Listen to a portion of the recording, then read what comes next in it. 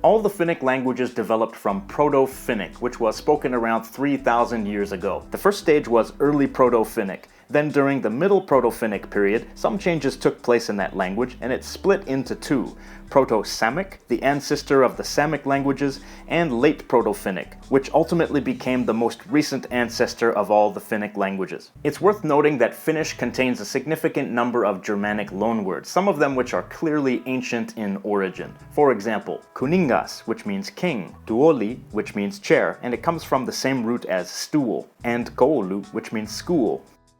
From words like these we can see that the ancient Finns had extensive contact with Germanic peoples. Late Proto-Finnic diverged into three dialects: Eastern Proto-Finnic, Northern Proto-Finnic, and Southern Proto-Finnic. These three dialects of Late Proto-Finnic mixed with each other, and the resulting mixes of influences developed into the dialects that make up the Finnish language.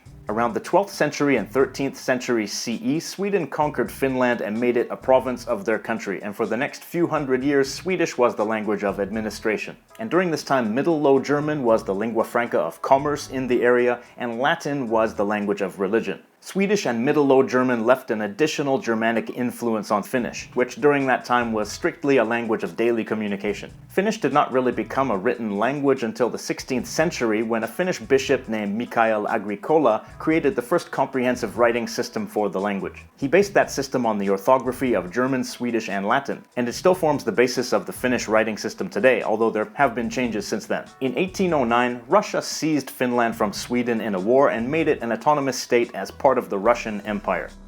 The official language and the language of the elite remained Swedish, but Finnish national feeling and a desire to make the Finnish language dominant began to increase. In 1835, these feelings were amplified by the publication of Kalevala, a work of epic poetry written by Elias Lönnrot, with stories from Karelian and Finnish folklore and mythology.